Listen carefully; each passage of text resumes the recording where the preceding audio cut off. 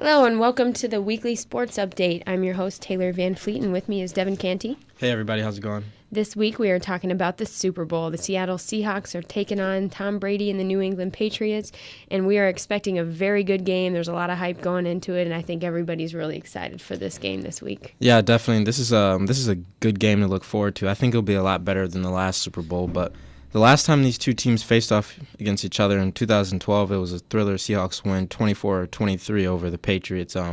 This game came down to the last minute with Russell Wilson throwing a touchdown pass to Sidney Rice with over a minute left. I think this will be a really good game for the fans. I think so, too. The Seattle Seahawks have just brought so much intensity every game they've played so far in the playoffs this season.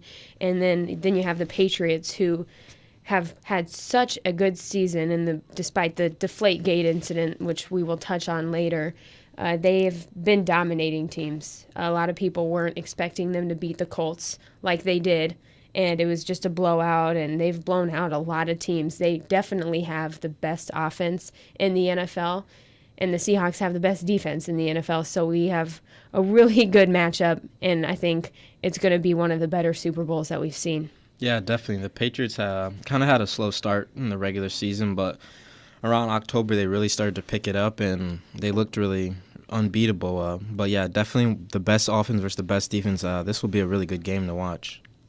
The Seahawks do have a few concerns, though. There's a couple key injuries that we're looking at right now, Richard Sherman and Earl Thomas. So, Devin, can you tell us a little bit more about those? Yeah, Richard Sherman, he has a hyperextended elbow, but he's expected to go and be ready. A lot of people think he'll be 100% for the game. And Earl Thomas, his injury is a little more concerning. He has a shoulder injury, but he's expected to play and possibly wear a harness. But I'm a little more concerned about Richard Sherman's girlfriend, who's expected to have a baby. Yeah, I heard that.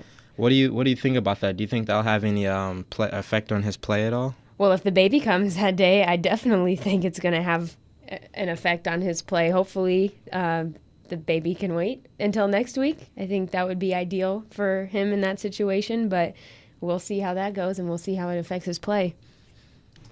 All right, now one of the most important topics going into this Super Bowl, of course, is the Patriots and this Deflategate deal. They were accused of deflating 11 of their 12 footballs against the Colts in the AFC Championship game.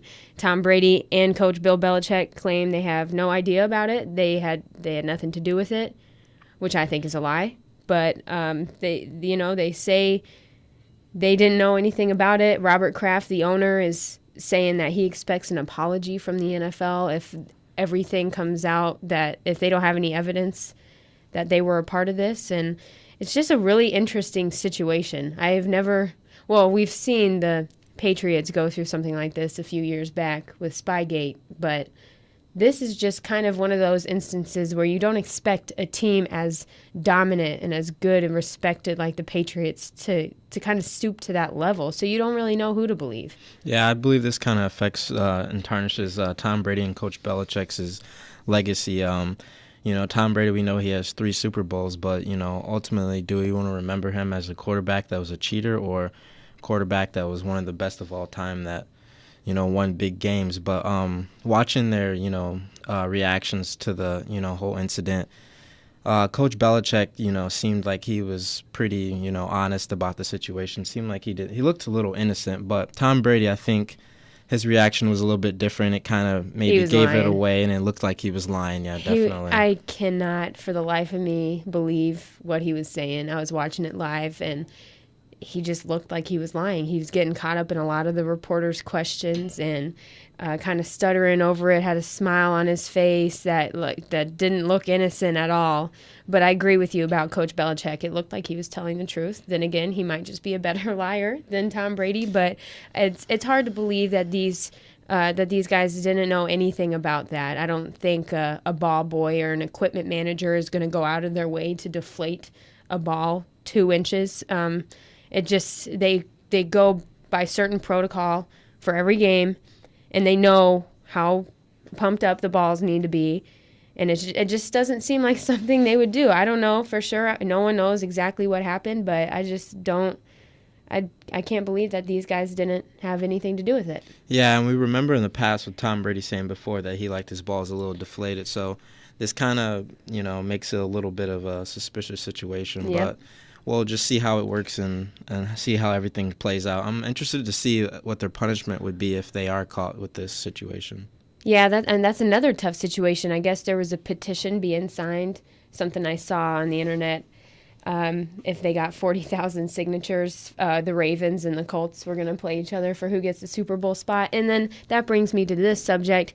Even though Tom Brady and Bill Belichick might have had something to do with these deflated footballs, which I don't know for sure, but that's just what I think might be the case, I think they would have won against the Colts anyway. They dominated them.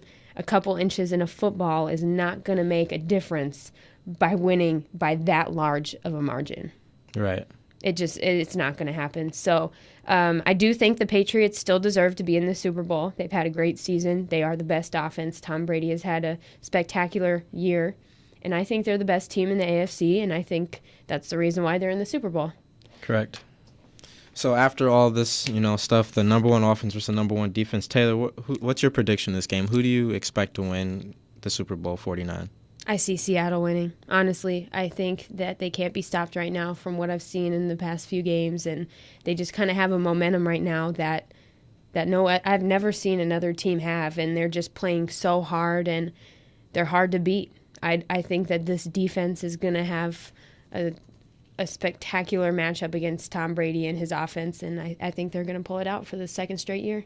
I agree. I think Seattle is going to repeat. Obviously, we know the Patriots are the last team to do it.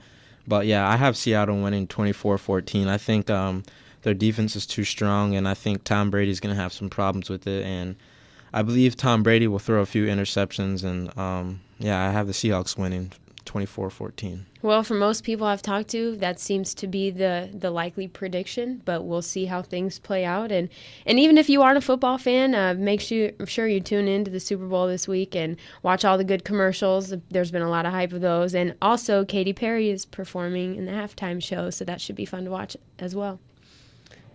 All right, everybody, that's all the time that we have, but the Super Bowl is this Sunday, February 1st at 5:30 on NBC.